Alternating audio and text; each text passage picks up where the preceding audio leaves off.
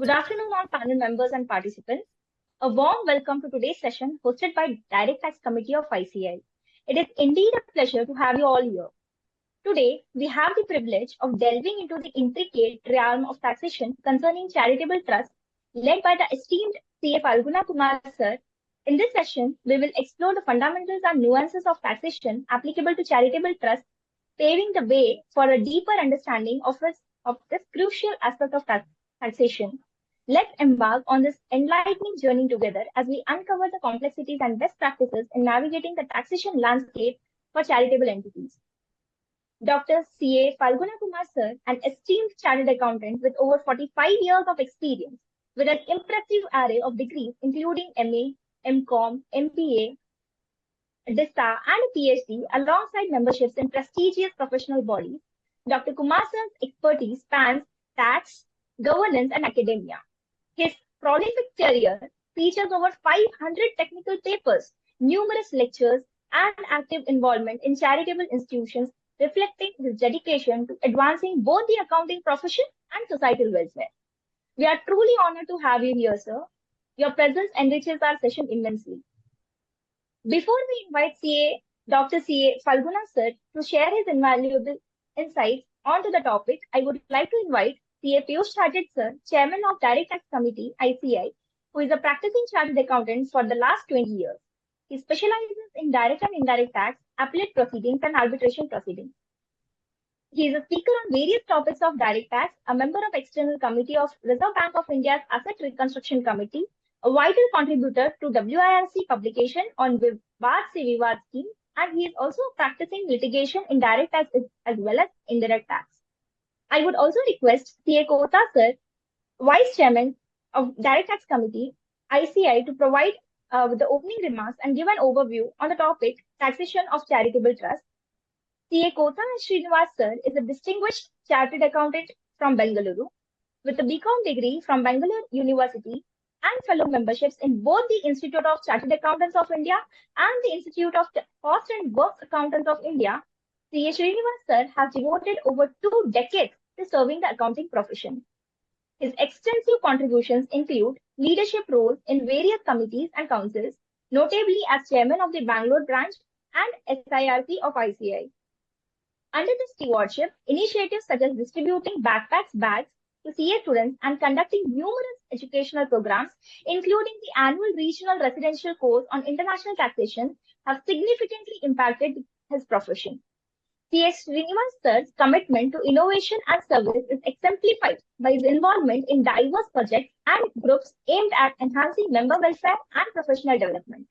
He is fondly known for his motto, think differently, act perfectly, encapsulating his dedication to excellence and forward-thinking approach. Now I would request C.A. Piyush Chartered sir to address the audience and followed by C.A. Kota sir for an insightful overview of the topic. Thank you, sir. Thank you very much, Akshata. My Vice Chairman, C.A. Kota Srinivas from Bangalore, Dr. C.A. Falguna Kumar, Speaker for the day, C.A. Akshata Dan, Moderator, C.A. Priya Subramaniam, Secretary to Direct Tax Committee, our other team, Rudrakshi, Prachi, Ravi, the whole team of Direct Tax Committee. A very good afternoon to all the participants once again on our weekly seminars, which we are holding every Thursdays between 3 to 5. And this Thursday, we have a very important topic and a very important speaker also, Falguna Kumar, who is expert in the charitable trust. And this is a continuation. All the participants may recollect. Even the last year, we had a series of topics, series of seminars on the charitable trust itself. And we had a huge participants in each seminar, and people in total in aggregate going more than 20,000, and we had received more than 1,000 queries also.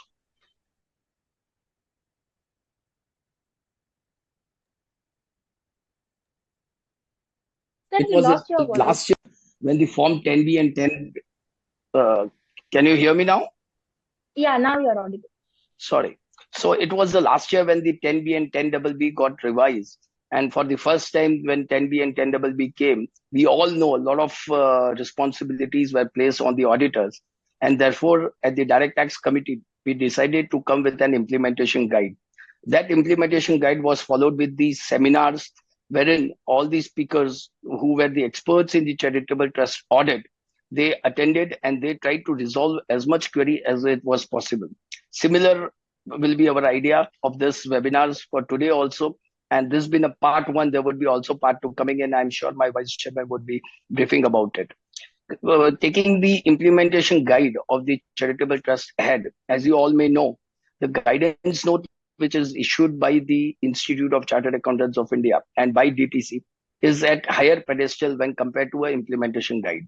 Implementation guide is a recommendatory in nature, whereas guidance note is more of a mandatory nature. It may be a recommendatory, we call it a recommendatory, but the members are expected to follow it. And if they are not following the guidance note, what is written, what the procedures are written, then the member is expected to document what is the alternate procedures for the audit which has been carried out. And therefore, this year we have decided to convert this implementation guide into the guidance note.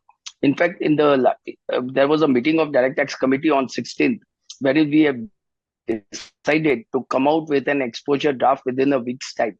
So very soon, maybe in the last week of April, we'll come out with an exposure draft on the guidance note on the audit of charitable institutions in Form 10B and 10BB. My request to all the participants would be, and all your friends, whosoever is, please at your level, whatever suggestions you have to be incorporated in the guidance note, please do write to us on dtc@ici.in. It would be our endeavor. It would be an endeavor of the committee, which comprises of the council members and co-opted members, special invitees who are experts in the direct tax and also in the charitable institutions audit. They are forming part of those groups. So whatever suggestions, whatever recommendations you send, they would be definitely be considered. It would be dealt, each and every suggestions and recommendations would be dealt by the committee. I can assure you that. And thereafter, we will go ahead with the finalization of the guidance. So I will restrict my welcome address to this extent. I welcome you once again, and I would request you, please be attentive. It's a very important topic. I know each and every practicing chartered accountant or the person who is also in the industry, but he may be associated with such a charitable trust, either in the capacity of an office bearer or maybe a simpliciter trustee. It's very important for them to understand the intricacies of the charitable trust taxation. So thank you very much once again. Thank you, Akshata. Please, over to you, Akshata. Thank you, sir. Now I would request CA Kota sir to give your insights regarding the topic. Thank you, Akshata. First of all, thank you for accepting our invitation to become the moderator for this particular session. I also thank the chairman for the DTC, CA Piyush, Secretary P.S. Subramaniam, and other staff of DTC, Rudrakshi, Ravi Kumar, and other Prachi and other people. Also, I should thank CA Falguna Kumar for accepting our invitation to speak on this particular topic. In fact, he is in this particular area of practice doing this trust audits from more than 30 to 40 years. All of you would have heard Tirupati, where we are all eager to go and visit the temple and see the deity. But in case of Falguna Kumar, it is reverse. Actually, God being the client, he'll be waiting the auditor to come to see the auditor. Falguna Kumar has served the deity, the Tirupati institutions, a lot of trust as an auditor for several years. The years he will only mention, so I should not mention a wrong number of years. According to my knowledge, more than 20 years or 30 years, he was the auditor of that particular institution. He has served that. Apart from that, he has done a lot of service to various trusts across southern India, to be more precise. The reason why we selected this particular topic, as all of you are aware, in the past 3 or 4 years, even Income Tax Department is coming very strong on this charitable institutions and NGOs. There are n number of amendments that has taken place with respect to these provisions, whether it may be Section 1023C or Section 11. So every year, if you see, there are so many amendments, and which has got very high ramifications or implications on the financials of trust and even existence of the trust as such. So we thought we will have a detailed presentation on this particular topic. So when I spoke to Falguna Kumar sir, he suggested let us divide this into two parts. Like now this is a trend of seeing all the movies in two parts, like KGF 1, KGF 2, then Bahubali 1 and 2, like that. So many series of movies now we see only in two parts, not in one part. So like that, we thought first part we will have a taxation of charitable trust part 1. More than taxation, this particular topic, this session talks about registration. What is a charitable institution? What is a NGO? And what is a religious institution? What are all the forms of this thing, trust or funds or institutions that can be under charitable things? And what are all the registration formalities? What they have to take care? Maybe in the second part, we can discuss about the deductions available or taxation aspects of that. Because a lot of, when once you see, if something goes wrong with the trust, the taxation will be at the maximum margin rate, almost 35% or more than that. So it's a huge impact on that. And in the recent last year's budget also, we came to know, we know that there were amendments where if funds are utilized out of corpus fund and it has to be it can be claimed as a application only when once it is replenished within a period of 5 years from the end of the previous year. Similar to that, the loan taken also. So there are a lot of practical aspects in this. So today we are discussing with the basic thing, the first level of that charitable institutions, registrations and other formalities. And in the coming month, we may think of taxation aspects. Once again, I thank Falguna Kumar sir with his wide experience, more than 35 years of experience he has got in the income tax and more so in the tax, this trust-related matters. So definitely will throw very good information to all of us. Sir, already we have crossed 4 figures registration. More than 1,000 members are registered. So they will be enlightened with your presentation for the next 1.5 hours to 2 hours. Once again, with this opening remarks, I welcome each and every one of you for this particular webinar. Before signing off, let me tell you, I'm the vice chairman of TTC, but I'm also the convener of the M&SS section, which is a very important directorate in the ICA. Now, as you know, we are in the month of April. All of you should, all the members should pay your membership fees at the earliest. But this year, without getting your KYM approved, we are not accepting the membership fees. So I request all of you to get your KYM approved. And now, if your KYM was approved last year, it's a very simple process where there is no change. Within a matter of 30 to 45 seconds, your KYM will be approved, provided there is no change in whatever the KYM you have submitted in 23-24. Kindly do that, and also immediately you will be eligible to pay the membership fees. So with these few opening remarks, I once again welcome all of you, and over to Akshata.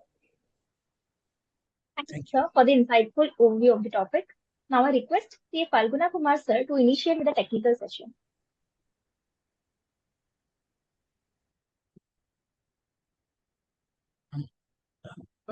Kindly allow me to share the screen, please.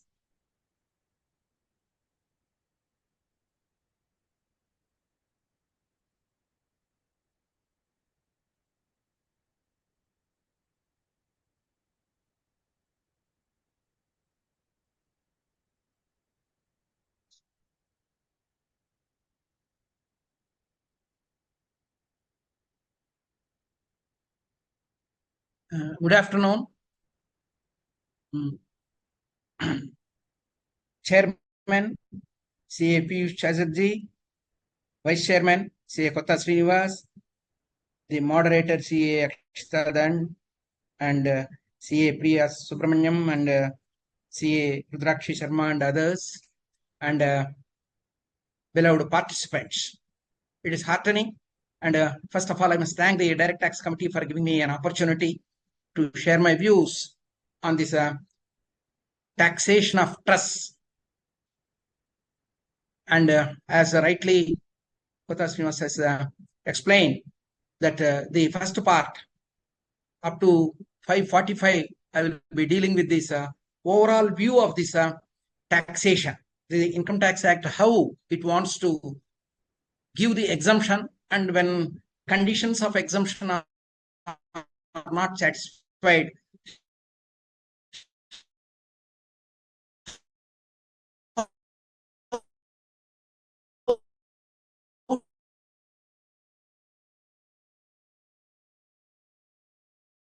how to tax is the second. Only written filing is made conditions are not applicable, still they can avail the exemption.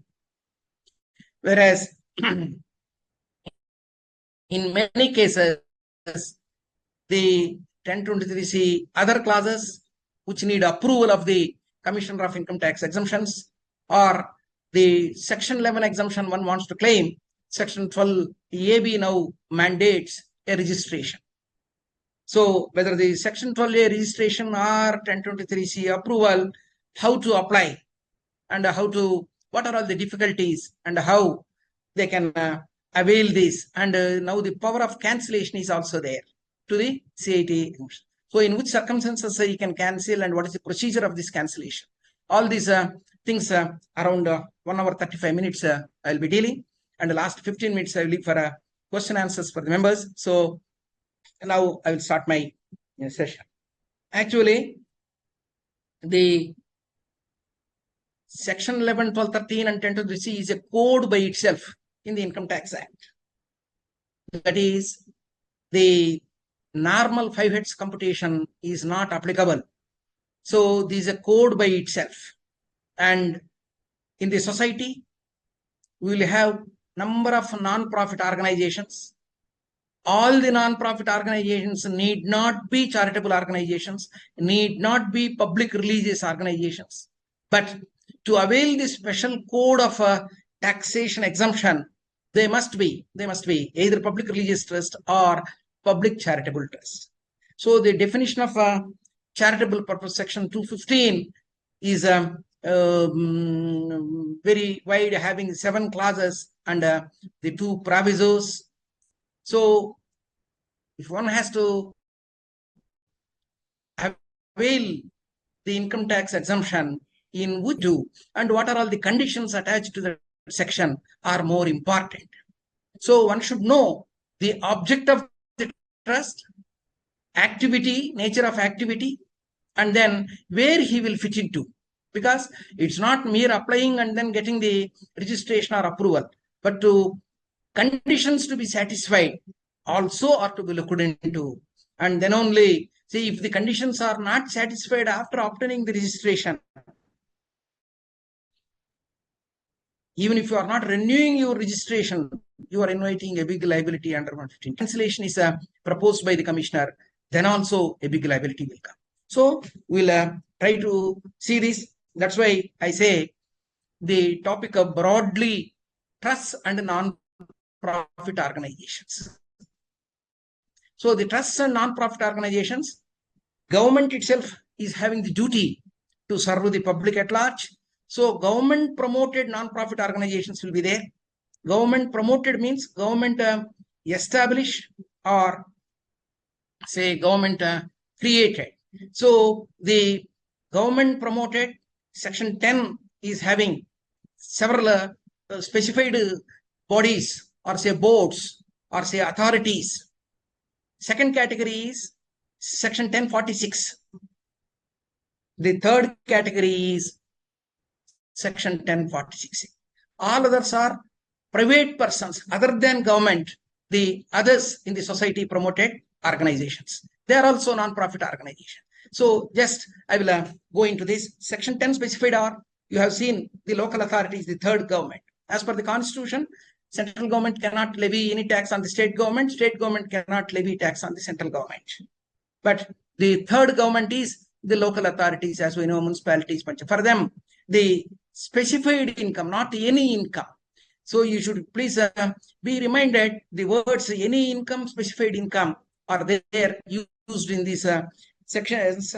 So Section 1020 local authorities, 1021 any research association. For this research association also the government, central government approval, prior approval is necessary, and then again the application under Form 10A and then the CIT exemption approval is also necessary.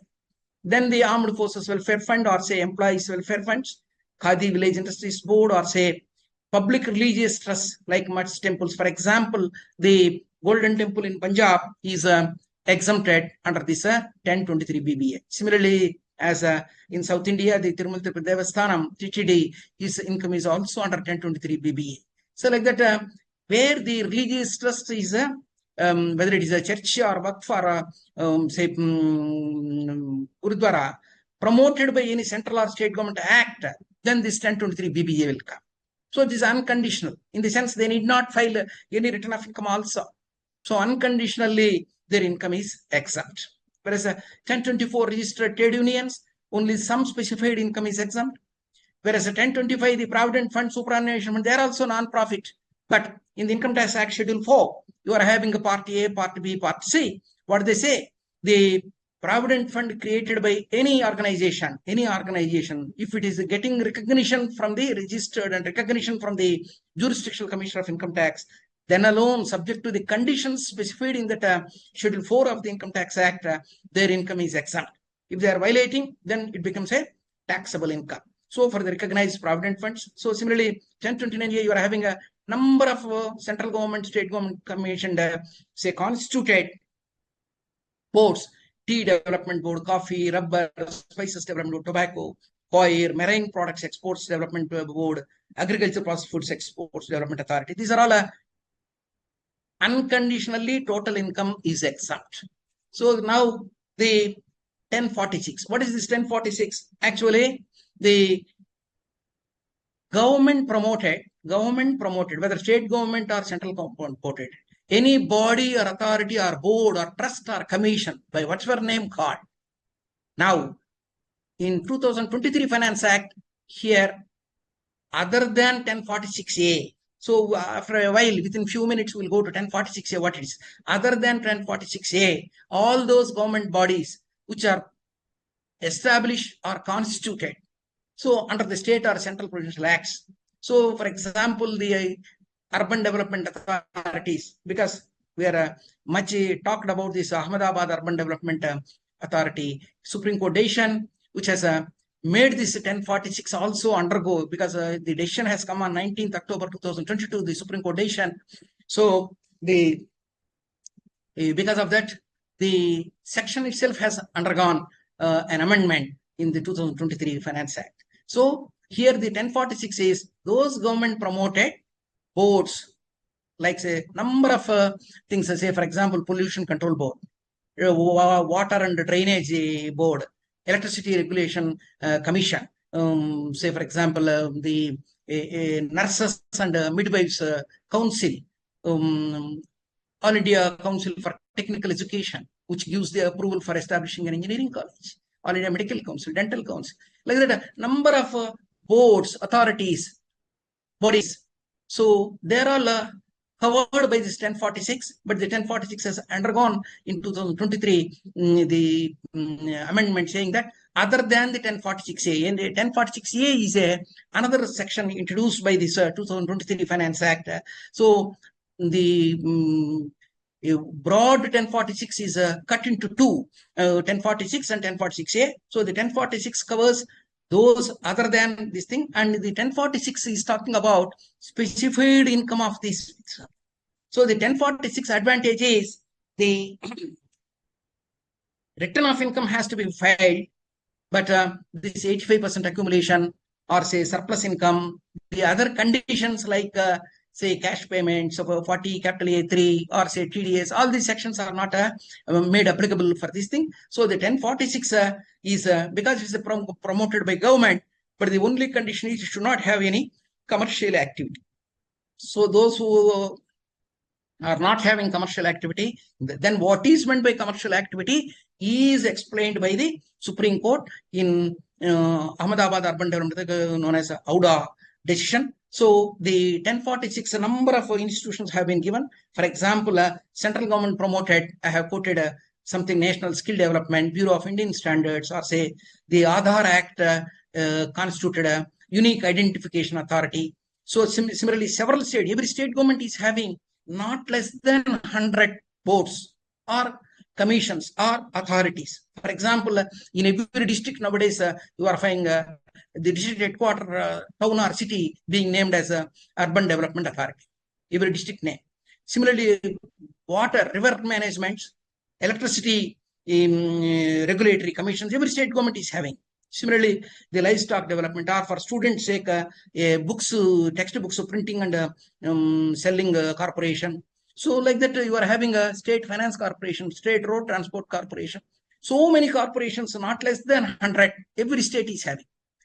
The reality, ground reality is many state government boards managed by state government officers think automatically their income is exempt without even going into the provisions, looking into the provisions of the Income Tax Act.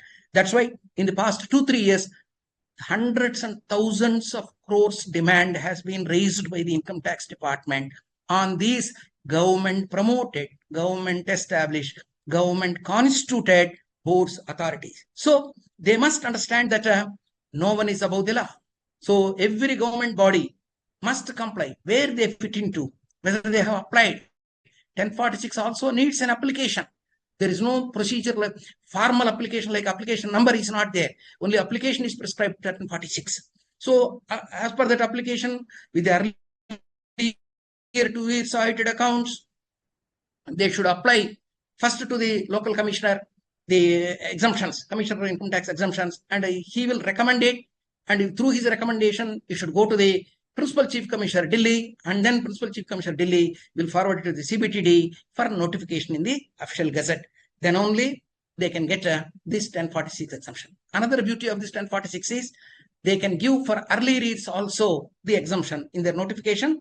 For the earlier 3-4 years also retrospectively they can give. They have been giving it. So like that, we are having this 1046.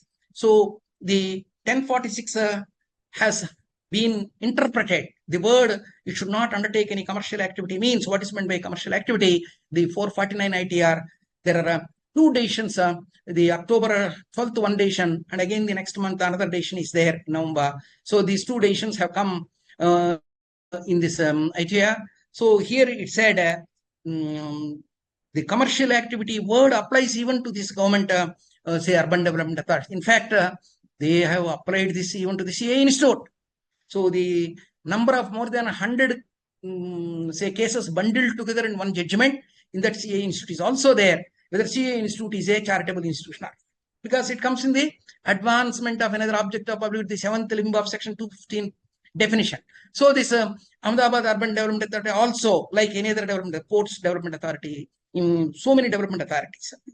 So the profit margin, will it going to affect it?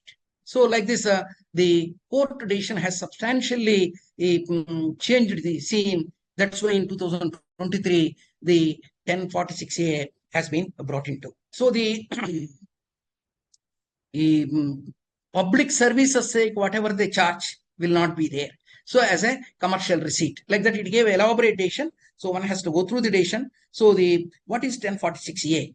1046A is from 24-25 assessment year. This is mainly as per the explanatory note given after the Finance Act promulgation. The explanatory note is given by the CBTD. In that explanatory note also, mainly for these urban development authorities, like they said, this 1046A is applicable, 1, for housing development authorities. Every state government has promoted, central government has promoted.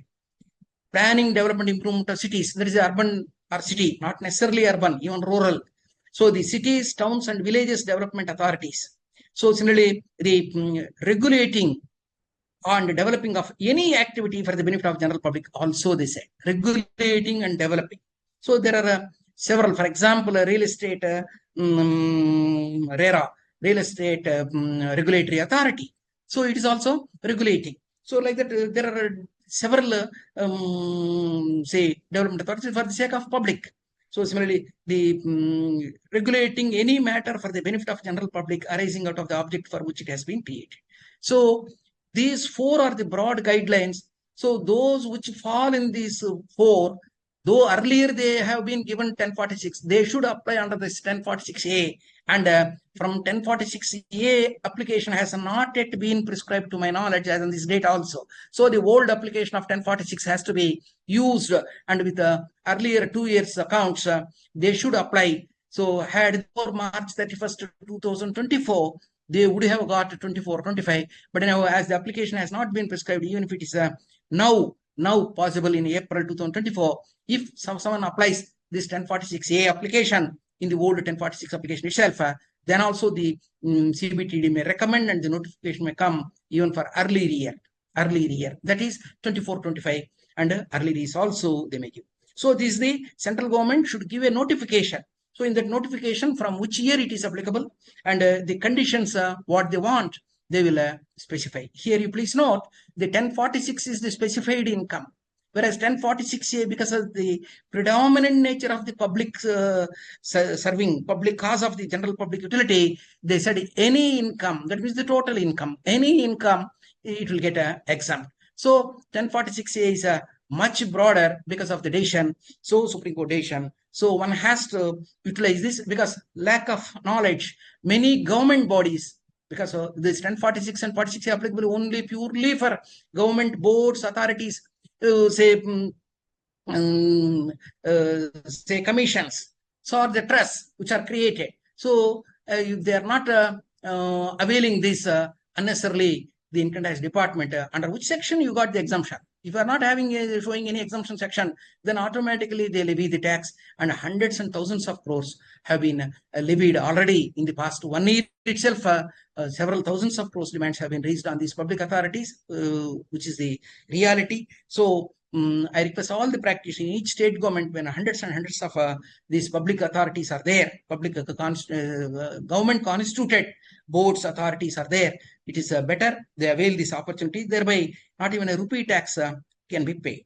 So now I will go to non-government organizations. So other than government promoted, but actually in these non-government organizations, what I say, they are not 100% directly say connected with the government, but there can be, for example, when we go to say, for example, universities is an autonomous body. State government promoted universities are there, central government promoted universities are there. Say, for example, the education, IITs, triple IITs, IITs. So like that, JNTUs, so many institutions, not only in education side, other institutions have been promoted, but they are all funded by government. In some cases, majority, 100% of money is funded by the government, and in some other cases, 50% or more is funded by the government. So if it is 50% or more is funded by the financed by the government, then also some privilege is there, automatic income exemption is given. So that we are going to see. They are also, I have covered like this only. Not government 100% managed, but say through a body, through a constituted, established authority. Now these non-government organizations, though we call them non-profit motive, but it's not the profit is not the predominant thing. For example, cooperative societies you take. Cooperative societies broadly two types: producers cooperative societies, consumers cooperative societies. A consumers cooperative society is 100% non-profit motive, because only collectively they want to protect their interest. So principle of mutuality will apply for a consumers cooperative society. Whereas a producers cooperative society, because its profit is there, ATP deduction only they can claim.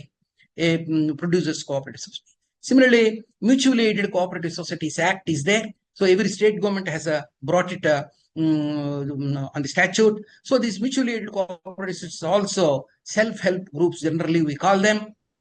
So these self-help groups, SHG is called, they're based on the principle of mutuality, because no third party will contribute to the income of it, then principle of mutuality. So after some time, I will elaborate what is the principle of mutuality. So thereby it can get its income exemption. Now I will come to the non-profit motive, purely what is private, what is public. So as I have explained, the trade unions. So trade union will form, every worker will contribute monthly or yearly something. Similarly, provident fund, gratuity fund, or the social clubs say, similarly, trade professional associations, so maybe cloth merchants association, retailers association, manufacturers association. You are having a FICCI, you are having a so many federations of Chamber of Commerce. So the apartments, residence associations, political parties, 13A, which you have seen with the electoral bonds. What is a political party, how it is enjoying the exemption, and the donor is also getting the reduction. Political 100% enjoying the exemption, which you have seen. So what is this exemption? So these are all getting income tax exemptions, but subject to certain conditions. Even a political party has to file its return of income. It must disclose its donors' names there. So the employees associations, 1023 AAA, I told you the Consumers Cooperative Society is also non-profit motive, principle of mutuality will apply. Now we'll come to this public trust. The word trust has not been defined in the Income Tax Act. The words used in section 11, 12, 13 and 1023C are only the institution, the trust or institution word they have used. So though it is not defined, whereas the person definition 231 is not including the words of trust or institution, but these are accessible. So the trust or institution or the fund, how public and private. We'll see this public and private. Public charitable. So as I told you, the charitable definition is there. Charitable purpose definition is there in this 215, section 2, class 15. It's an inclusive definition. So here the education, medical relief, yoga relief to poor, preservation of environment, preservation of monuments. And the last limb is the very big limb in which the CA Institute also falls, advancement of another object of general public utility, GPU. So whether you constitute a flood relief fund, whether you constitute a sports association, cricket associations, or say football lovers associations, music associations, literature associations, all these things they will come, say this urban development authority, all these comes in the advancement of another object of general public utility. So this is the charitable purpose, and the religious purpose means the temples, the prayer halls, the churches, gurudwaras, waqf boards, all these things are religious nature. For all of them, the income tax exemption is given. How to avail this exemption? How the categorization is there?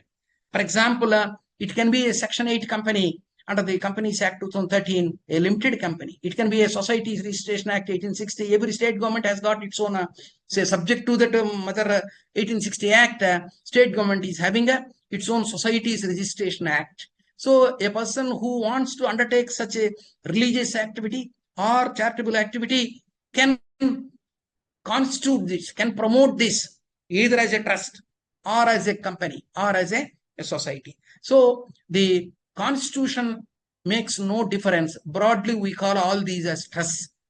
And the two ways of claiming exemption, either under 1023C, they are all covered, or under 12AB. This first regime, second regime, they call. 1023C, they call the first regime, and section 12AB, they call the second regime. Even in 1023C, we are having unconditional, unconditional. Again, the grouping. What is unconditional? For example, 1023C small 3AB, an educational institution, every street corner you will find a elementary school, government recognized school. So as a non-profit motive, unless it is registered as a society or as a trust, non-profit motive only, the district education officer will register, give the recognition to the school. So then the school, or say lower level colleges whose gross receipts are not crossing 5 crores per annum, whose gross receipts are not crossing 5 crores per annum, without any approval with under 1023C or without any registration under 12AB, so their income can be claimed exempt under section 1020C or section 11. So only return filing is made mandatory. So return filing is there, but no question of 85% application, no question of complying this 40 capital A3 or 40A IA TDS. All these things are say not enforced or entrusted on these things. Similarly, 1020C small AB is for 50% or more government substantially financed education. 1020 small 3 AD is for elementary schools, not AB. AD is for elementary schools. AB is for universities, IITs, like purely solely existing for education. Similarly, the 1023 small 3 AC, AE are for medical relief. Medical relief. They are also up to 5 crores rupees gross receipts if they are having. So they can also claim exemption, and substantially financed by the government also they can claim exemption. Now, what is the conditional? conditional. That means 1023 is called as a approval. 12AB coming are known as registration. The two words are different. So what is this 1023? 4 and 4, 5. 4 is any national importance or say any state government level important charitable institution. 1024. 1025 is any religious institution of national or state importance is 1025. They should apply to the Commissioner of Income Tax Exemptions, and then they will get the registration, and then we'll go to the registration process after a few minutes. Similarly, 1026 6A, the 6 is educational institution solely existing for education. This solely existing for education. Also, what is meant by solely existing for education? On the same day of the Auda decision, the 3-member Supreme Court decision has come in the case of a New Noble Educational Society, which has also made a landmark, which is a landmark decision, which has changed the word meaning of the word solely existing for education. So the 1026 and 6A are the conditional ones. Now, the 1020C overview, yes, I would like to give. So the action clauses 1 to 3A, like a Prime Minister's Relief Fund, Chief Minister's Relief Fund, they're all funds set up by central government, state government are given exemption unconditionally, no return filing. Nothing. The fund means automatically their income is exemption. No accounts, no audit report, no return file. So clauses are 3AB, education, as I have explained you. So 3AC, health. So rates to trust, which are having the grant in aid education. So the aid is given by the government, whether wholly or substantially, like triple ITs or say universities, like that. Similarly, the other limb of this is substantially financed by a government, that is 50% or more. What happens?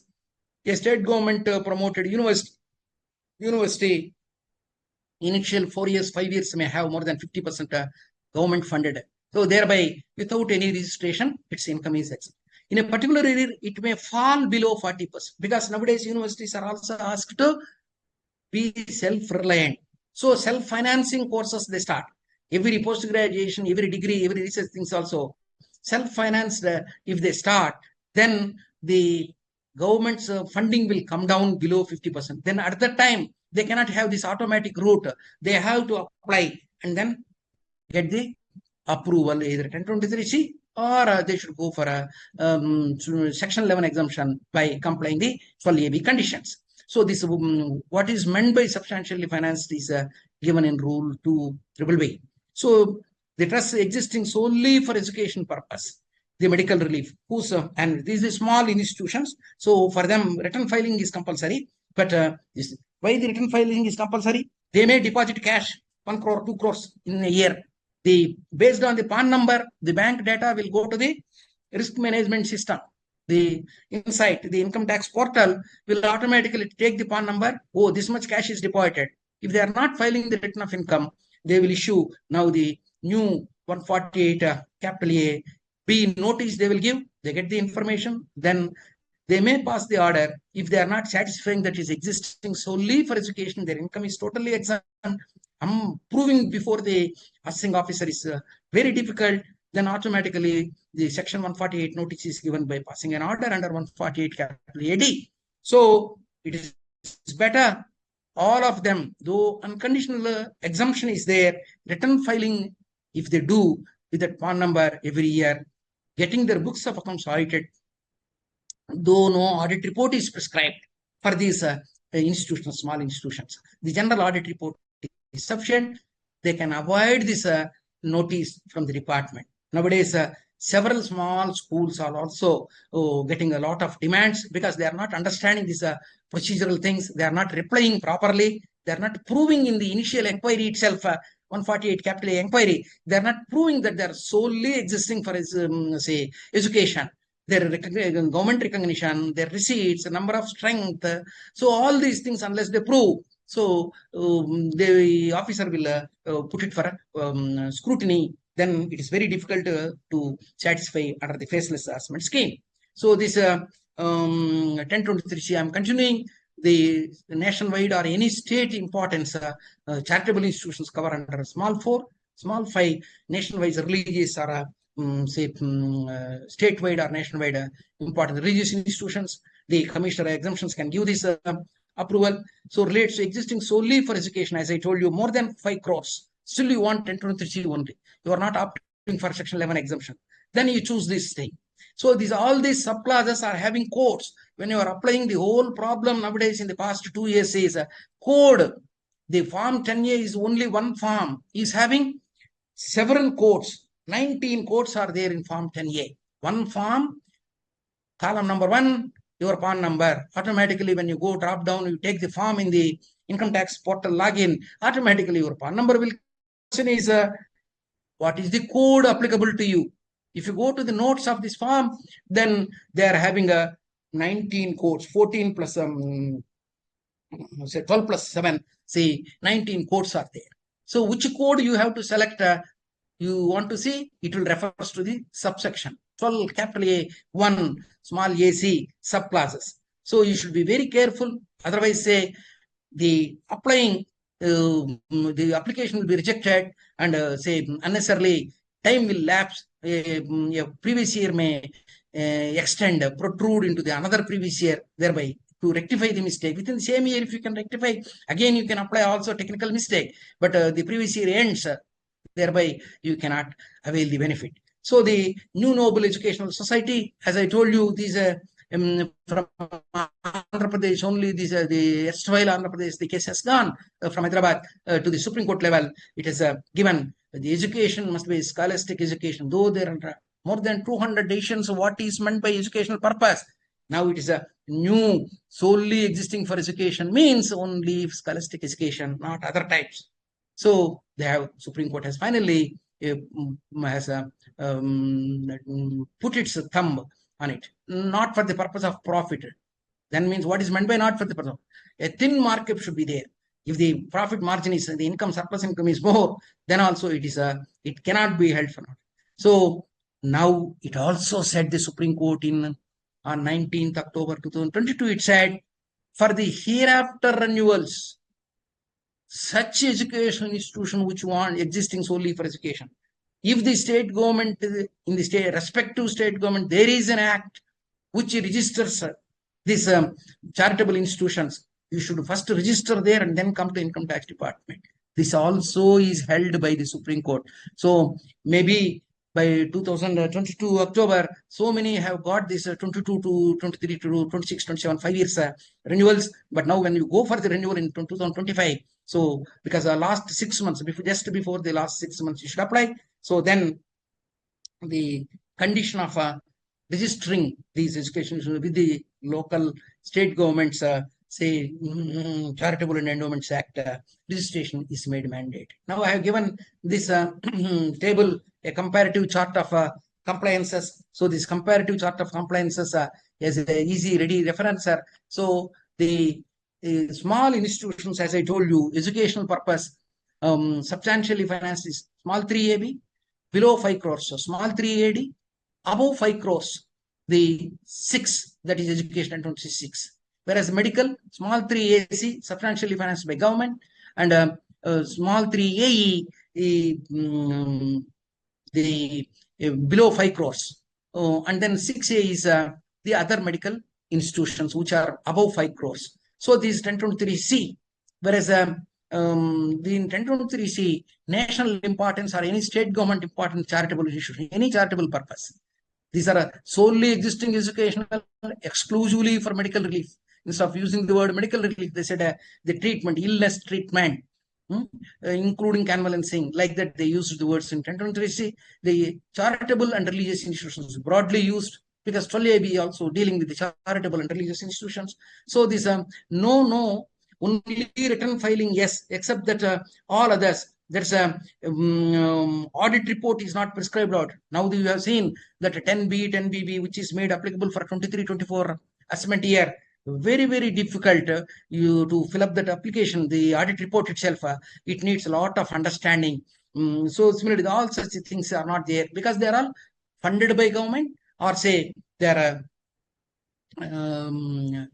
say substantially financed by government, and small institutions, though they are not financed by government institution, government below 5 crores existing solely for education, particularly small institutions. So these are all the, wherever no is there, it's an advantage for them. So the other things will apply. The other things will apply. So including charitable institutions, the anonymous donations will be there.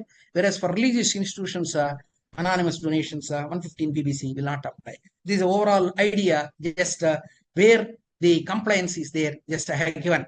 So now I come to the principle of mutuality. The principle of mutuality for all non-profit organizations like your social clubs. Every town will have a social club, or say apartments, residence associations. It's also principle of mutuality, because we are all residing now instead of independent houses, they have become costly. Any apartments, residence association.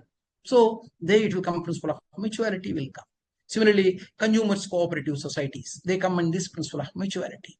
So not only these things, trade and professional associations also. The Income Tax Act, especially 1023A, gives for any regulatory, for the sake of control, supervision, and regulation, if at all any government specified law profession, medicine profession, accountancy profession, engineering or architecture, or such other professions as the central specified under 1023A, if such a professional association or institution, as the government notifies, if they apply to the Commissioner of Income Tax exemptions and then get notified, their income is exempt under 1023. The other associations not promoted by government, not specified by associations, not necessarily the law regulating. For example, in a particular town, the bar council, in a court, all the advocates form an association. They will have district association, they will have state association. Similarly, trade associations like say, for example, a cloth merchants association, or say particular traders association, retail traders association, manufacturers association. Also, similarly, other professional associations like say chartered accountants, also being a member of the CA Institute, also they can start a chartered accountants association. It's a professional association. So all these things, for them, the three conditions what we have to see, if these associations, section 224 definition of income, the subclass 5 read with section business head 28.3 says, if these associations can claim principle of mutuality, but if they do specific professional services, for example, a gems manufacturing association, if it establishes one gem polishing unit on behalf of the association, and members gems, raw gems, it will polish and give to the members, charging some money, then it is a business income only. Principle of mutuality will not apply, though the money is coming only from the members. The principle of mutuality primarily is, if the income is from third party other than the members, then it is taxable income.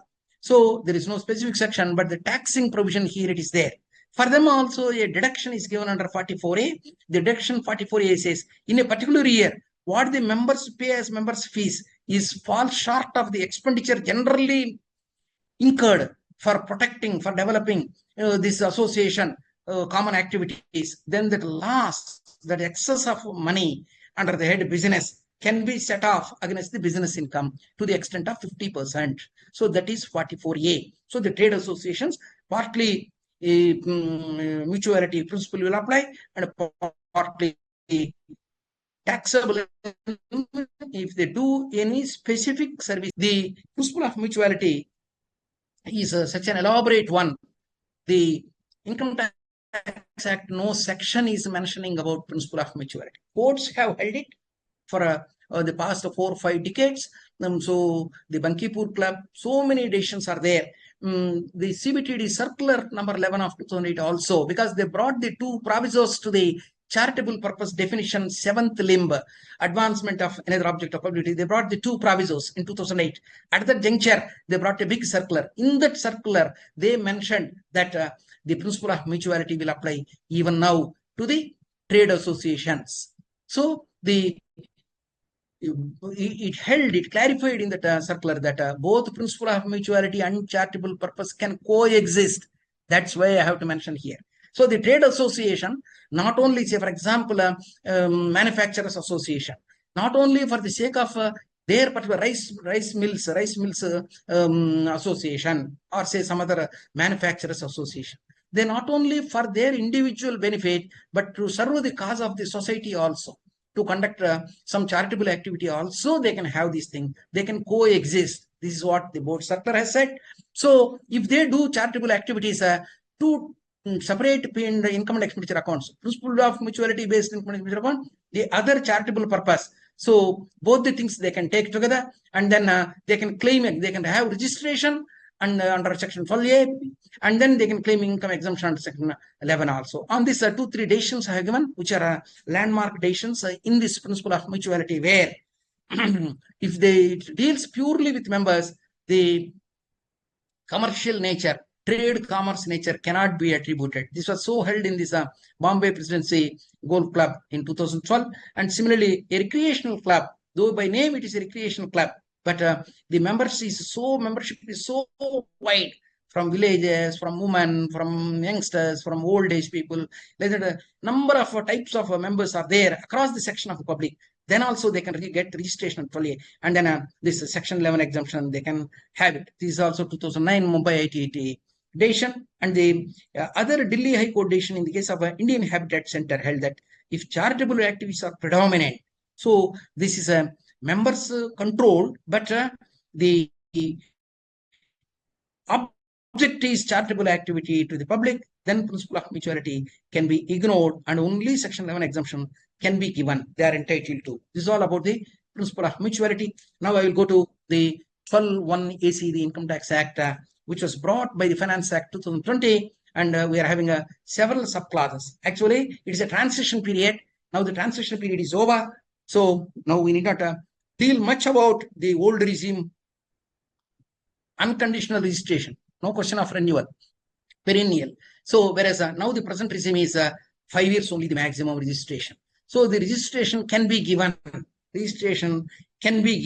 So if the old existing one under 12A, you are having already a registration, the moment you apply in Form 10A, within 3 months, they will give you the registration. Initially, from 2021 to 22 March, they were giving, instead of 5 years, 3 months only, 3 years only, and calling it as provisional only. But by a CBTD circular, they said, by mistake, we have given this initially. You can take it as 5 years and take it as regularly. You need not apply. CBTD by a circular has clarified.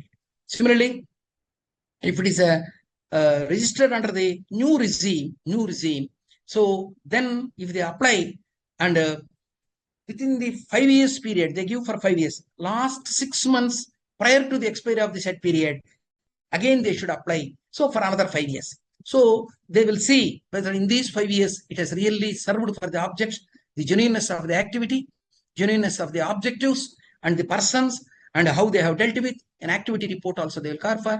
So like this, these are all the subclauses. So actually these subclauses have undergone, this B also has undergone only in 2023. This is effective from 110. The 12(1) small AC 6 subclass 6 small 6 B has undergone a change. So the intention of this 12(1) AC, which is parallel to 1023C provisos. So what it says, any existing institution, that means activities have already been carried on, or it is newly promoted, but the initial 6 months already is over, and you have already carried on some activity. Now you think of, before the close of the previous year, now if you think of applying, instead of Form 10A, you should apply in Form 10AB. That is the sum and substance. Actually, this is elaborately given in CBTD circular number 45, June 23 they have given. CBTD circular number 45 of 2023, June 23 it has been given. It is effective from 110/23. So from 110/23, the earlier confusion has been removed. What is that confusion? Any charitable or religious institution, if it wants either 1023C or 12AB registration for claiming exemption, if it is already undertaken the activities, instead of provisional, they should apply for regular under Form 10AB, not in 10A. So by mistake, people were doing. So another thing, the 30th September 2023 deadline also, those who applied in 21, those who applied in 22, They thought 3 years provisional is given. At the end of third year, we can go. So not like that. Their activities have already commenced. So they have forgotten. So for them also a reminder is given. The dates have been extended from 22 to 23 September 30th. So those who could not, only with the provisional they are keeping quiet and they could not apply, provisional is automatically deemed to have been cancelled because you are not applied for a regular within the time given, extended time given. So again, you can make a fresh application now only. What happens to the earlier one is two possibilities. If earlier 12A old was there and you could not apply for regular, then 115 TD will come into play. So 115 TD is a accreted income and the net assets, the assets market value, fair market value minus the liabilities as on that violation. So 115 TD after a while we'll see. So it's a very big question. So if you are not having any registrations earlier, your income will become taxable because they have refused to give the registration because it's beyond the time. You have not applied. They could not give. So then the income will become taxable income. So now the registration on 12AB, we will see. The registration on 12AB, the rule 17A. So there are two types, as I told you. Form 10A will apply for provisional only. Who can apply provisional? A new institution which has not commenced the activity, registered, but has not yet commenced the activities, they can apply. And though in the act there is a word 1 month prior to the previous year, commencement of the previous year for which you want the exemption, 1 month prior to. But about circular said, in the previous year you apply. Anytime you apply in the previous year, from the first day of the previous year will give. So, but the other thing is Form 10AB, those who are already existing, never they applied, never they got earlier anything. So then the Form 10AB, they can apply. And then already obtained under this new regime also the registration. But whenever they adopt a new objective, whenever they modify, what is meant by adoption or modification? Adoption means in addition to the existing clauses, you have taken a new object activity. For example, an educational institution has given a chief minister's relief fund or a clean Ganga mission. It wants to give an educational institution. It is not your object. Education is solely education.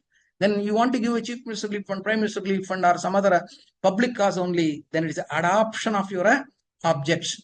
See, the modification means by an intention you propose the amendments.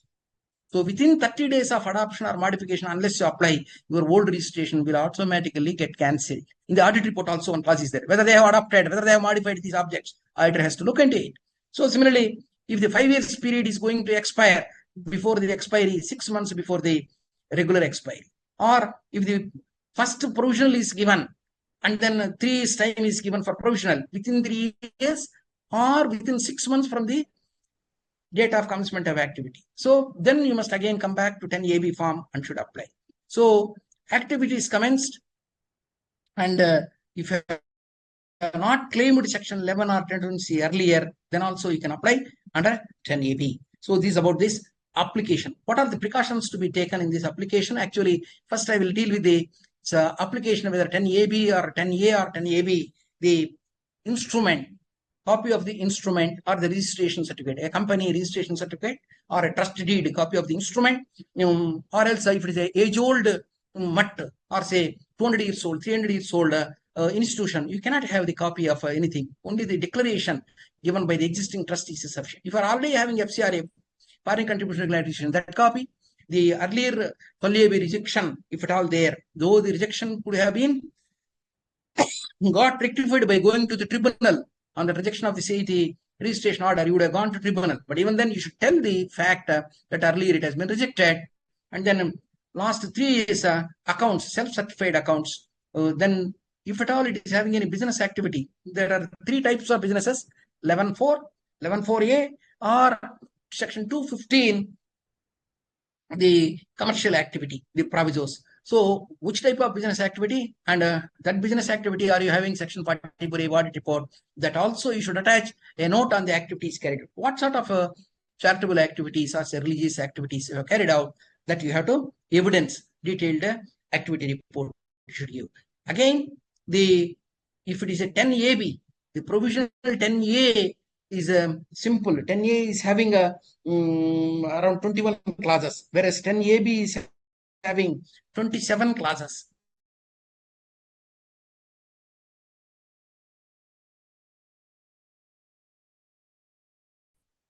What are all the investments? What are the fixed assets? What are the current assets? What are your liabilities? So you have to, in this 10AB, you must give all these things. So whether you have filed the return of income or not, the gross income breakup, are you having government grants in it? Are you having a corporate social responsibility, limited company grants, anything? Or say specific grants you are having? So all these in 10AB are additionally to be given. So one should be very careful in filling up these things. So till the last minute, postponing is say not good.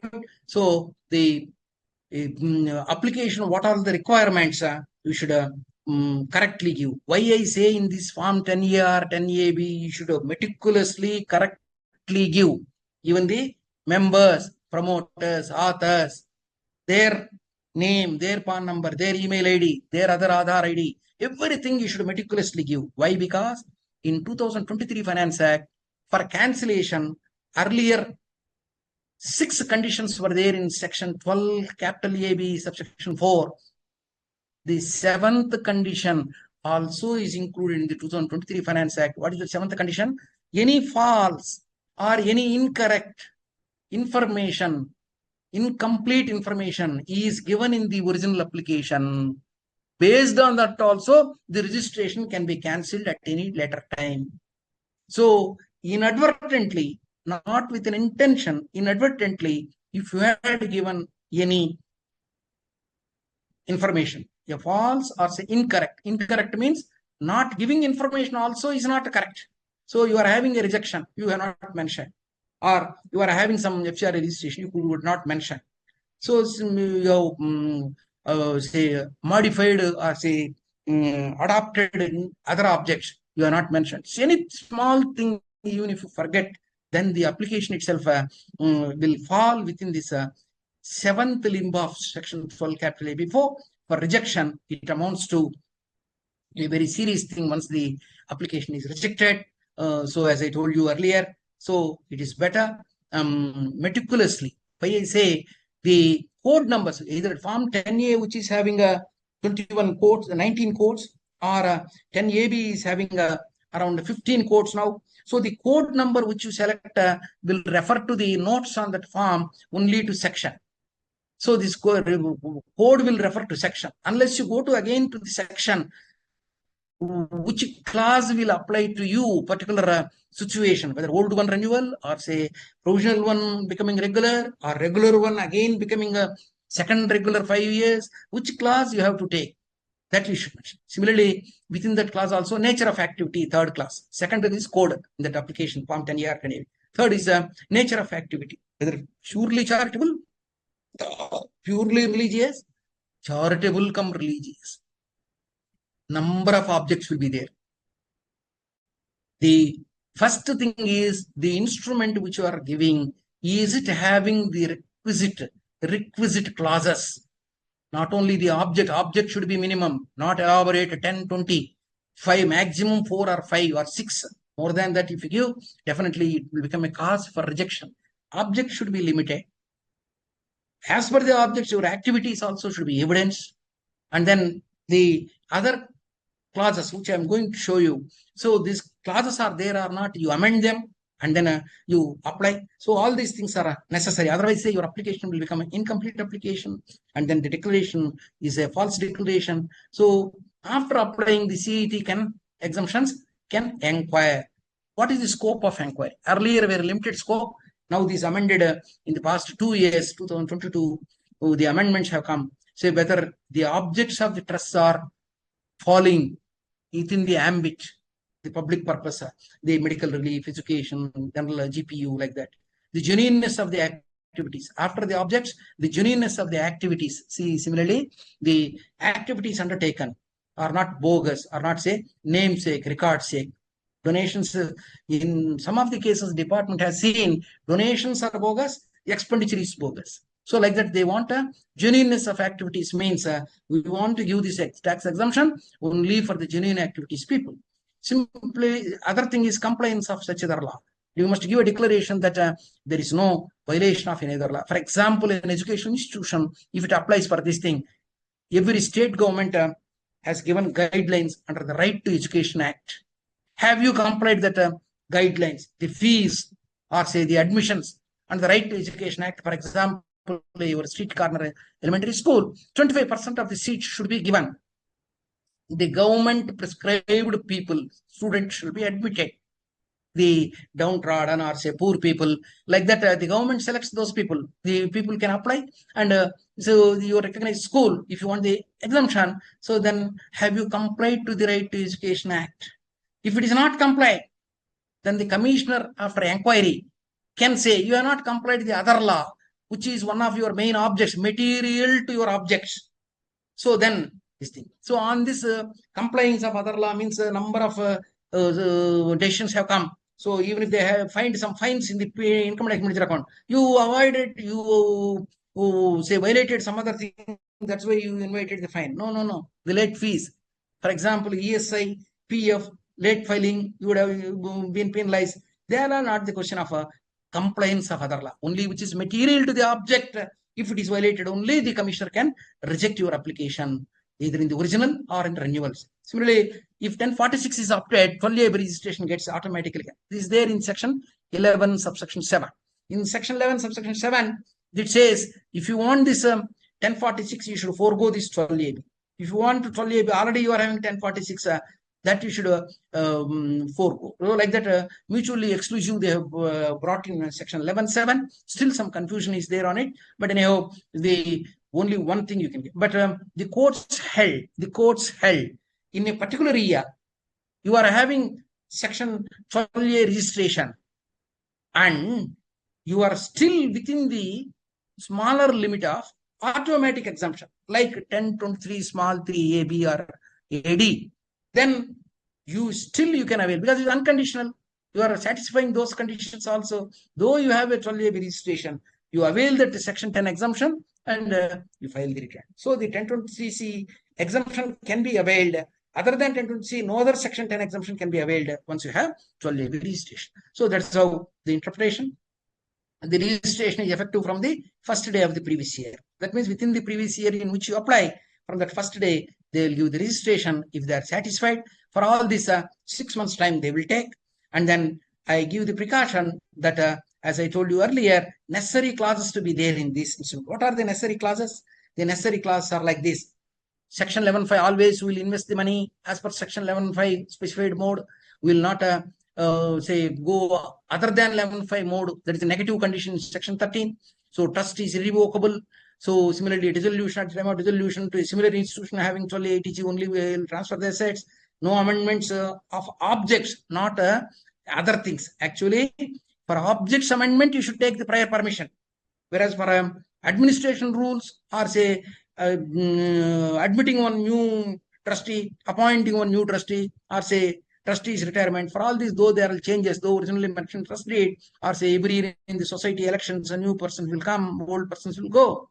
For all these, you cannot call them as amendments. So the objects clause, if you want to amend, within 30 days, you should either prior permission, or within 30 days, you should apply and take the concurrence and consent of the jurisdictional commissioner of income tax exemptions. So no activity of the trust shall be carried out anywhere outside India. It's also a general clause, because the Income Tax Act is giving exemption. The benefit should go to Indians only financial year, and then accounts audit by SCA. The trust shall not carry on any activity with profit motive. So if it is a business, it should be incidental to the main activity only.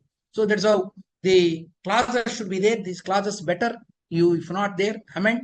And if too many objectives are there, reduce it to 4, 5, or 6 maximum, and whatever is practical, then you apply.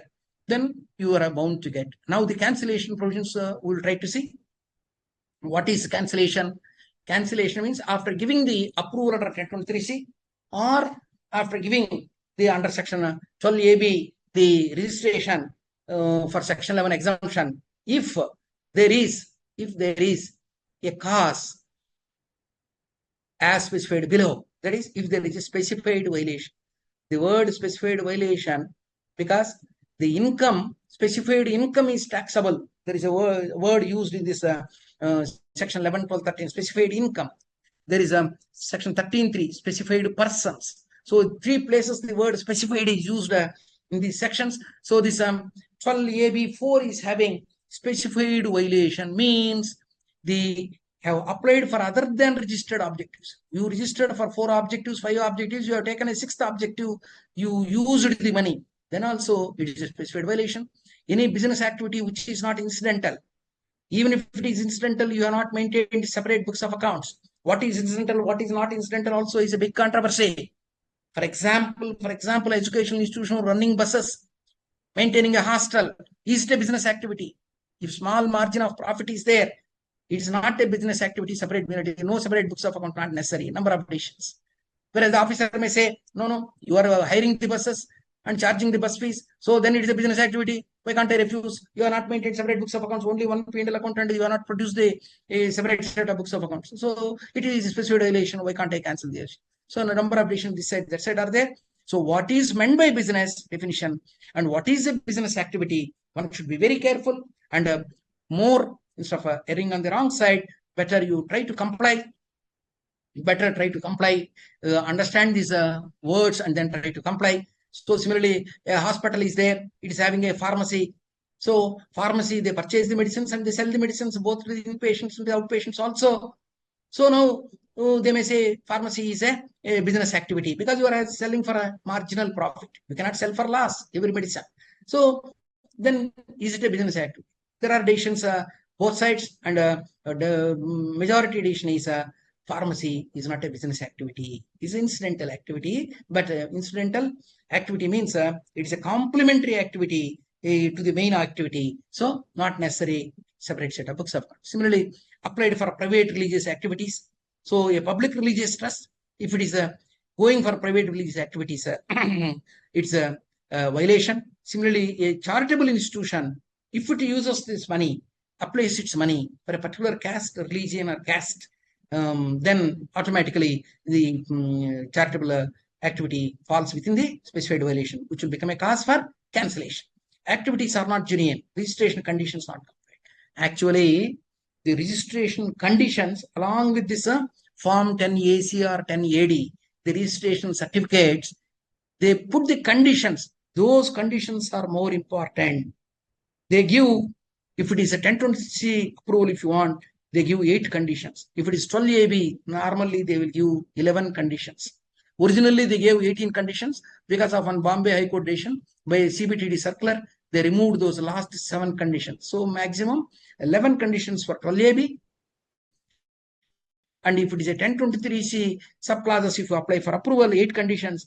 And the same 10A Form 10A, you should apply for 80G. So on the same day, very first day, you started the charitable trust. So then one Form 10A for a 12AB registration and one Form 10A again with the code only in the second column changing for 80G. You can apply.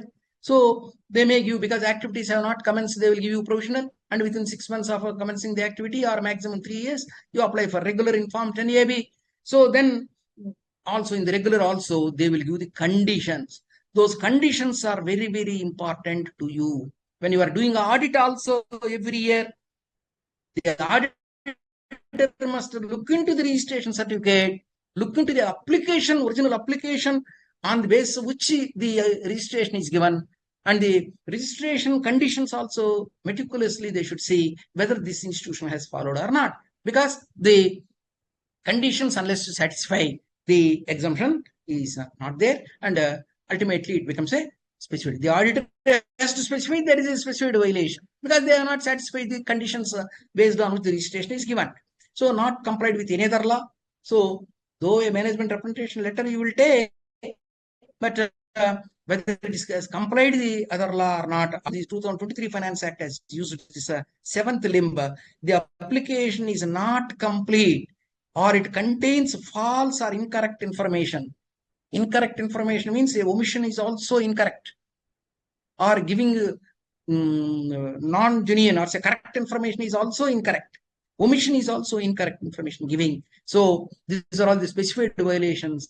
If there is a specified violation, the commissioner has got a procedure. The procedure for cancellation is a prior notice shall be given. So the commissioner can get this either on his own, he may get it, or under 143(3) scrutiny assessment, the assessing officer may refer that there is a violation, or as per the CBTD risk management system, RMS system, if it gets a red light, that is a highlight that this association is not up to mark, there commissioner can give a notice. So in the quarter in which he gave the notice, within 6 months from the end of the quarter in which he gave the notice, he must conclude whether it has violated and registration should get cancelled, or no, he is satisfied that no question of violation.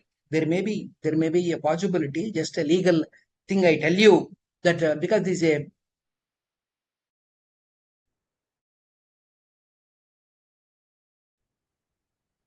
penalizing provision, evidentiate your genuineness, based on which the assessing officer would have given a proposal for a cancellation. But before the commissioner, still you can file additional evidence and substantiate that you are genuine. No violation is there. So then also the commissioner can drop that cancellation notice and may continue your registration. If by chance he cancels it, it becomes one of the reasons for the trust to become tax liable with the maximum marginal rate under 115 TD accredited income. So the cancellation is so dangerous.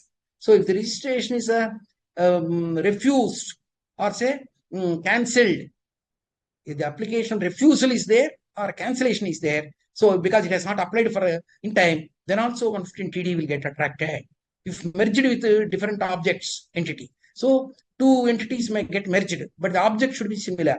If the different objects, though both are there for a registration, then also 115 TD will get attracted. If it is dissolved and within 12 months, all its assets have not been transferred as envisaged, then also it becomes 115 TD. If converted into a form for which registration cannot be granted, so by chance you are converting your trust society or a company into some other form for which a registration or say 1023 approval cannot be given, then also 115 TD will get attracted.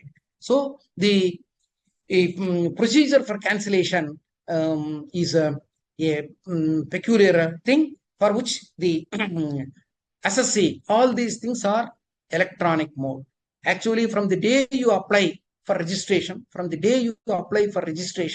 the proceedings will be electronic mode only. Many a number of assessees, especially the charitable trust, the trustees will give their email ID, but if they are not following the notices which are given by the department, then also, another thing is there. So the provisional within 3 years, with the provisional certificate, when you see with the 16-digit unique registration number, alphanumeric registration number, when they give, they say 3 years. So people think in the last 6 months of that 3 years only, they should go for regular registration, seeing that provisional registration. It is not the, another thing is, if you have started the activities, then what is meant by starting of activities? They said commencement of activities. Within 6 months from the commencement of activities. Commencement of activities, is it, if the donations are received, is it the commencement of activity? Or the donations and the member subscription is used for applying for the charitable purpose or religious purpose, application date is commencement, or say the financial transactions beginning date is 6 months.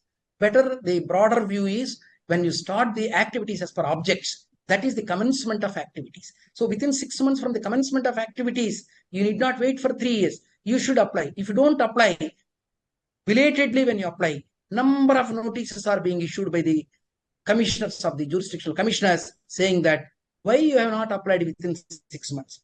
Your activity report, your financial report, for the past 2 years, you are applying in third year. You are not applied within 6 months. So then I cannot give you a regular registration. Once they refuse to give the registration, you please see. For example, I told you a charitable institution, Form 10A, they should apply only change of code number. Once for 12A registration, on the same day again for ATG registration. So once the 12A is given provisional, 80G also given provisional. Once 12A provisional is cancelled or lapsed, which date the provisional will get lapsed? From the first day they have given the provisional, from that day onwards, both 12A and 80G will get lapsed. By this time, you would have already filed Form 10BD. What is 10BD? If you are having 80G, then every financial year ending by March 31st, by May 31st, you should online file 10BD. This 10BD, if you are not filing also, a maximum 1 lakh rupees penalty is also proposed. A new penalty is there. Only in the second part, we can see what are the penalties, new penalties eligible for these charitable institutions. So this donations, donor's name, unless the donors give. Actually, in the audit reports also, you will find donor is not interested to claim this, but even then, he should give his name and address. So if he gives his name and address, then it is not anonymous donation. Then you can avoid 115 BBC 30% tax. So if the donor is not giving, you must reconcile what are the total donations for which you have filed Form 10BD, for which you could not file Form 10BD because they have not given the name and address or PAN number. Not only name and address, PAN number, the Aadhaar number, they should give. Then only you can file Form 10BD. If you file Form 10BD only, a 10BE certificate will go, which makes them eligible. That certificate also another 1 month time will take. So you should give this. Last year, the May 31st was in 2023, extended up to June 30th. This year, no such extension is given as on this day. So the 80G giving 80G registration procedure is also the same thing. 80G provisional, whether actually the Form 10A, 4 types of categories of persons can apply. Those who want 1020C approval, first category. Those who want Section 11 exemption for registration, second category. Those who want Section 35 eligible scientific research association, whose income is going to be exempt under Section 1021, also have to use the same Form 10A form. The last 4th category is 80G. All of them have to fill up the same details except the code number in column 2. So when you are filing these things, you should be careful, and then say the same thing, the conditions have to be satisfied, and then only the regular registration one can get. If you fail to satisfy the conditions, and if belatedly you apply for this thing, there is no condonation power to the commissioner. If for technical reasons, if the application is original application is rejected, for example, you have applied provisionally. At that time, the clauses necessary mentioned in this, as I have shown you, you are not amended. Then you realized, so they may within 6 months they have to pass an order, the Commissioner of Exemptions. They may give in the 5th month a notice. When they give in the 5th month notice, they will say, these are the clauses which are required. You please amend. For you to amend, you may have as a society, go to a general body, special general body meeting, extraordinary general body, 21 days notice in your bylaws. You should give a 21 days notice. You should pass the resolution and then go to the register of societies and then register and then prove before the commissioner, yes, now I have complied. Now 6 months time is over. So then you cannot, because the commissioner will say, it's all your lookout. Already 6 months time is over. I will pass an order that you have not given me the amended bylaws. So then automatically I am rejecting. So even if you go and appeal, they may not give. But for technical reason, for example, though you have given the details, the commissioner has not considered. Commissioner wrongly considered. Your replies online he has not considered. Then better they may give it. And similarly, in our audit report, the trustees have taken rent. Trustees have charged some interest for the loans they have given. So trustees, as I told you, an educational institution, both the trustees are qualified teachers. They taught the subject to the students. They have taken the salary. The auditor has to mention, is there any benefit to the members? Yes, they are qualified, they are taken. But that doesn't mean that that can be a cause for cancellation, because it cannot be a 13(1)(c) violation. Number of quotations say that as trustees, they are not supposed to take any remuneration. As trustees, as executive members, to make the institution function, they should not charge any remuneration, or say they should not take it. In other capacities, whatever they do service to the organization, they can take such a remuneration which is reasonable, which is just like your 40 capital A2 related party transactions. You have to be very reasonable and you should substantiate. Then in the audit report also this question is there. So if you are reasonably dealing with these things, there is no need for the commissioner to interpret that there is a violation. So the primary conditions, as if you have satisfied, you should go ahead. Then only the cancellation can meet. Number of questions now, because last 2 years registration was heavy, and now the registration renewals per month, each commissioner is having 1,500 applications in 1 month he has to dispose of. So they see small mistakes also, non-compliance also. So unless the specifically the trust or the institution follows these things, the consequence of cancellation are very, very heavy. So the question comes, only one family members are managing the trust. So as per the bylaws, only one family members are there. Can it be a cause for refusal of registration? No. So at the time of registration, the persons are genuine. Just because only one family members are in the management, you cannot say. Say a society means minimum 7 members, a trust means 2 members. Even in the trust deed clauses, these 2 trustees are the promoted trustees for lifetime, they will be there. No question of it. Cannot be a cause for refusal to register. So because the objects are for public benefit and the beneficiaries are public, the true trustees are not, the family members are not the beneficiaries. So based on this, the commissioner cannot cancel. Similarly, there can be many other issues at the time of registration. The commissioner, as I told you, the CBTD circular also has said a specified violation only effective from 1/4/2022. The word has come, specified violation of statute, only from 1/4/2022. For earlier period, some violation is there. Can it be a cause? Earlier period law is different. This period 1/4/22 onwards, the law is different. This law you cannot apply for earlier years. Number of decisions are there in the past 1 year, 2 years. For example, the Islamic Academy of Education versus Principal CIT, the 2024 latest edition, February 28th, this year it has come, 160 taxman.com 217. They said earlier mistake cannot be applied now because specified violation is only now defined. Now it's a latest thing. Similarly, the specified violation for small things like ESI or say PF delayed payments, you cannot take it as a specified violation. These also in the case of Disha Education Society versus CIT, 2023 edition, 158 taxman.com 172. So the indoor tribunal has given this decision. So like that, the proviso 215, the only for 7th lib of the definition of section 215, advancement of another object of public utility, there should not be any commercial activity. Even if commercial activity is there, the gross receipts of that commercial trade, commerce or business receipts shall not exceed more than 20% of the total receipts of the organization. Now, the 7th limb related clauses, can they apply to the first limb, second limb, like education, like hospital, like that?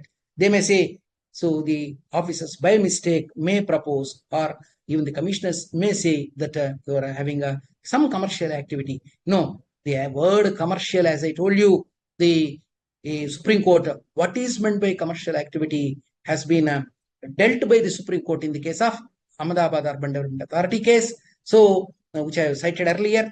So the commercial activity or not, from several angles you should see, not merely because it is there on the definition of charitable purpose. Once you caught in this 2 provisos of that 7th limb for the definition, then it is no longer a charitable.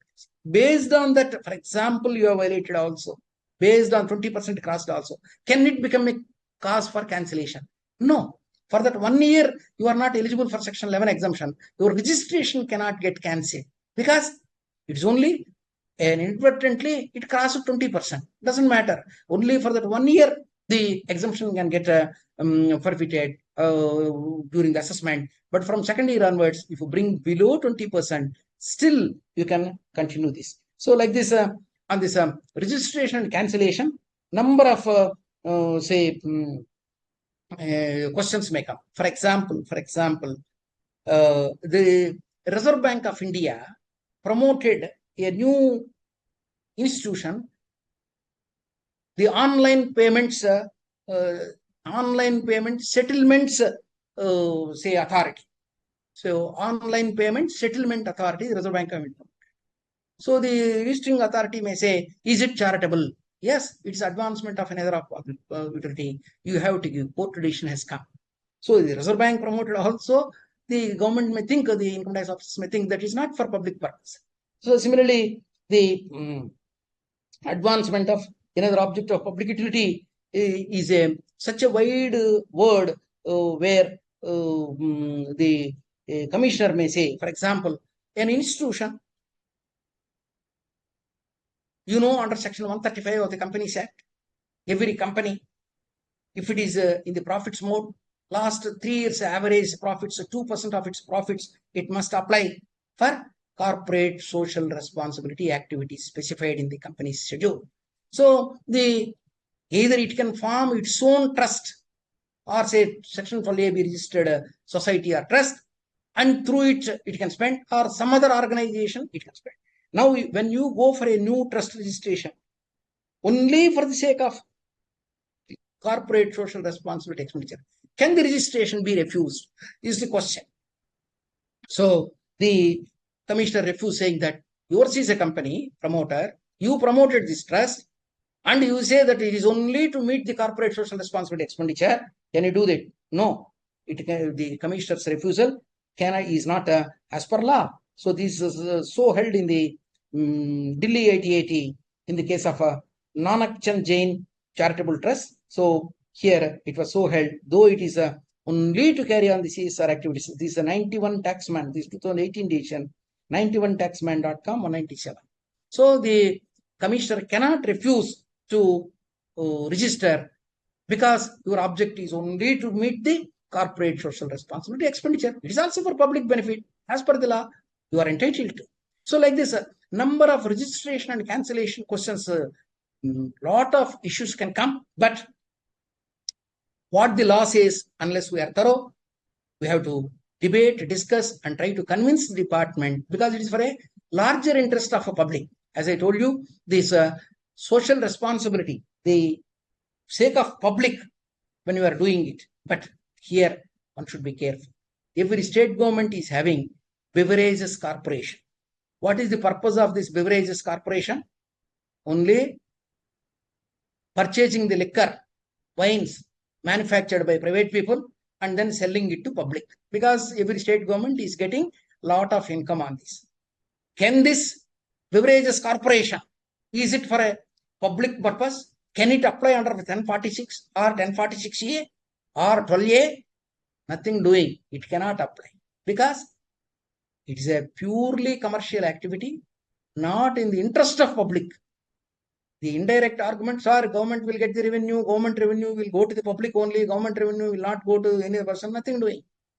Because the beverage corporation is not for the sake of a public benefit, it is for the sake of a government's benefit. So such beverage corporation, though promoted by the state government, can 100%, no, it cannot get registered either under the 1046 or 1046A, the total income, or 12AB, because it is under advancement of another object of public utility.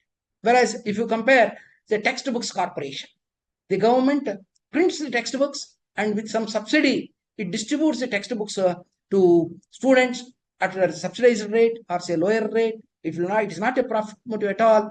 Then a textbooks corporation can be a public charitable activity, which the commissioner has to give. It can claim exemption. It can have 12A registration. These are all decided cases. So like that, the activities which the commissioner has to look into broadly at the time of registration, is it for a public purpose, whether public religious purpose. Another last important thing is a religious come charitable activity you had. For example, a few days back Ramjan is over. For example, a particular Muslim community has drafted the trust deed in such a way that we should propagate the principles of Quran And also, on every Ramjan day, we should give free food, free clothing to the public, let us say. Now, the activities, if you see also, major income received and major expenditure is charitable activity. They didn't say the food shall be given, clothes shall be given only to Muslims, to the public at large, promoted by a particular religious community, maybe. But it's for public at large, they have done this. So this matter went up to the Supreme Court. In the case of Dawoodi Bohra Jamaat, the Supreme Court has said there can be religious come charity objects. The Income Tax Act cannot say purely religious I will give, purely charitable I will give, and if you are having mixed, I will refuse. The department cannot say. The Supreme Court in 364 ITR 31, in the case of CET versus Dawoodi Bohra Jamaat, they said a religious come charitable activity also is eligible for Section 12A registration, and department cannot. This the matter went up to Supreme Court. So like that, the controversies at the time of registration or say cancellation, there can be several things. For example, in some of the institutions, the public, a person who was a Mat Pitadipati or Mat, he develops an ashram. He dies intestate without writing any will. Now, some of his Shishyas will go to court. Who is his successor? No will is there. He has built the ashram in his name. He has no family. He has no members. He died. Then the registration, when they apply, how to go? Then among the dispute is there among the Shishyas, let us say. They go to the High Court. Under which section? Under Section 92 of the Civil Procedure Code. So under Section 92 of the Civil Procedure Code, the court will appoint the trustees from the public. It will choose some. The court appointment itself is prescribing the objects, prescribing the mode of management, prescribing the mode of administration, prescribing the audit. The audited accounts will be submitted to the High Court only every year. All these conditions will be there in the High Court order. Then that order itself is the instrument based on which the trust has come into existence. So that's why the instrument which you have to attach, not only the declaration when it is not available by the trustees, even the High Court order can become a instrument based on which the new trust is there, based on which 12A registration shall be granted.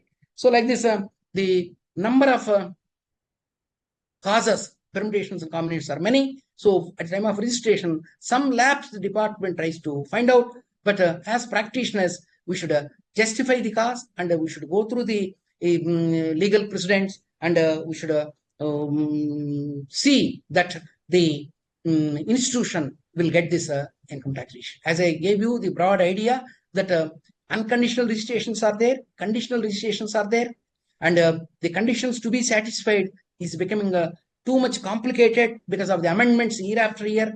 As I told you, what was brought in 2021-22, in 23 June by circular number 45 of 2023, the new clause is inserted that only activities not commenced to people in Form 10A, activities already existing. For example, as I told you, a university, it wants to apply. So it should apply in Form 10AB, not in 10A, because this circular has come from 1/10/2023. So like this, meticulous examination and scrupulous following of the law will avoid litigation, will get the real benefit because of these provisions. I think last 15 minutes time is there. So question answers, if at all question answers are there, I request the moderator put the questions to me, because then only I can answer. Am I audible? Can you put to Akshita, please, those Yes, questions? sir. Yes, Can sir. you read? Thank you, Can you sir. read these questions? Thank you. Yes, sir. So the first question I will. is whether the trust. Am I audible, sir? Yeah. Yes, I will. The screen I will close. Yeah. Screen closing.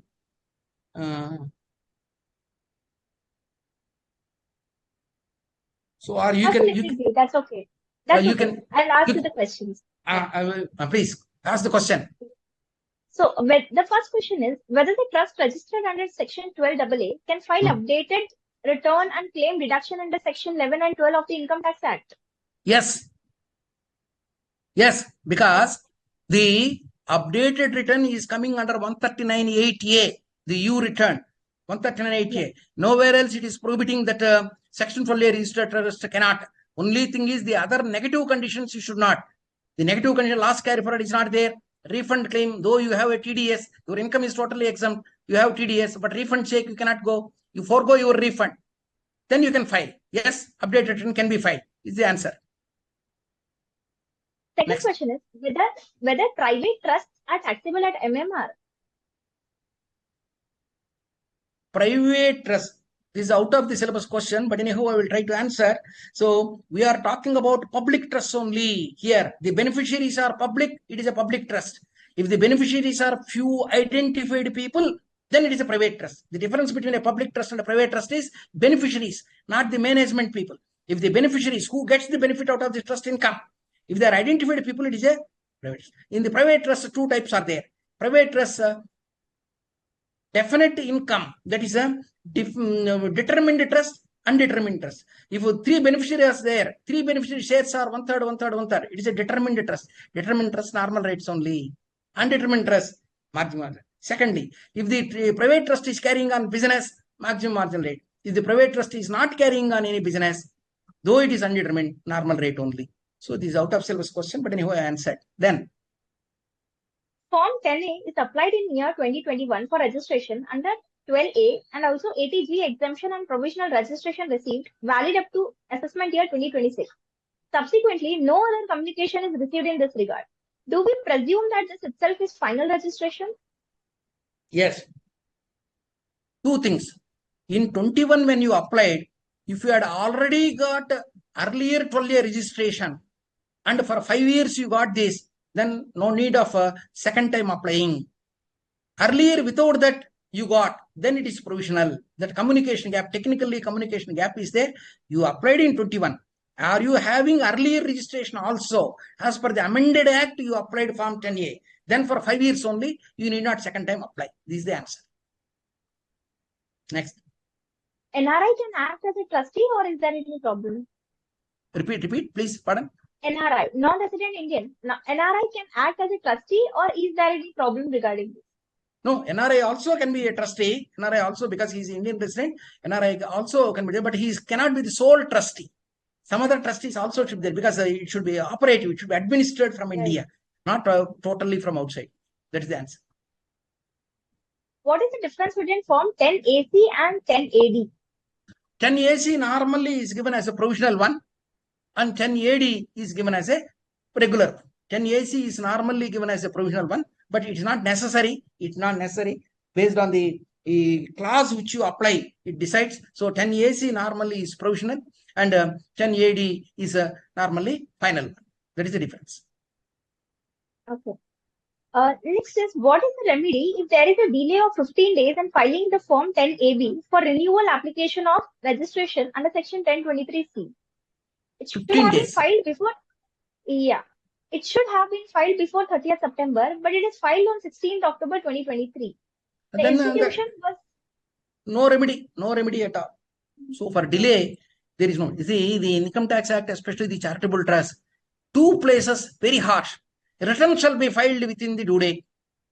Return shall be, if you don't, you are having full registration, you complied all these things, 85% you applied, everything you applied.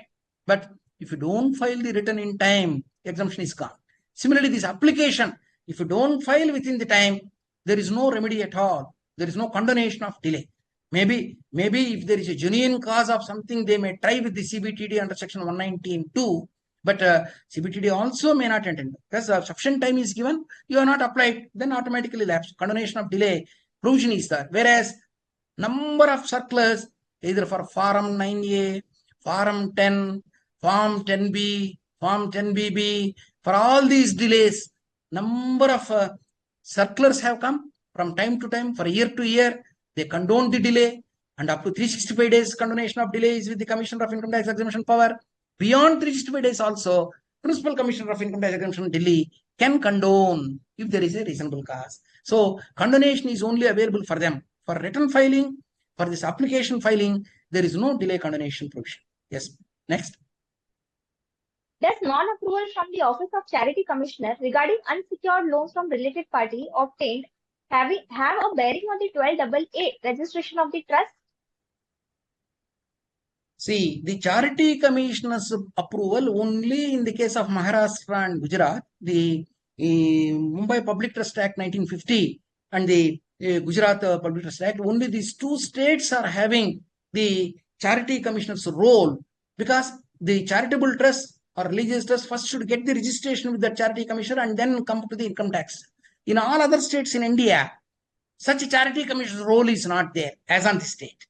Maybe for this education, as I said, the Supreme Court decision in 2026 it may come. But now, as on this date, because no registration is there, no permission is not. Second, the Charity Commission, the loans with the prior permission of the Charity Commission, only related party loan shall be taken, is there. For example, now in the Charity Commission's jurisdiction, they have not applied. So, is it a violation of law?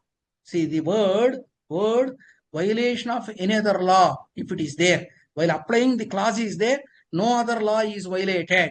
If you give a declaration, then the Charity Commissioner's permission is necessary to get the loan. If there is no condonation clause in that Public Trust Act, then it's a violation only. If there is a condonation, if there is a penalizing clause, then it is not a violation.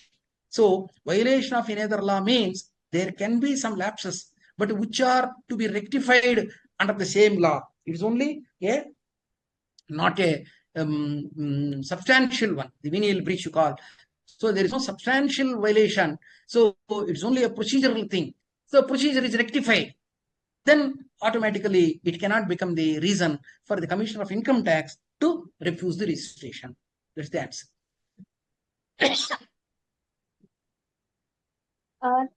The last one. In case of foreign source, there is no PAN number. Will that be treated as anonymous donation? So an NRI is a trustee and he is not having a PAN number, you say? Yeah. So will that be treated as an anonymous donation?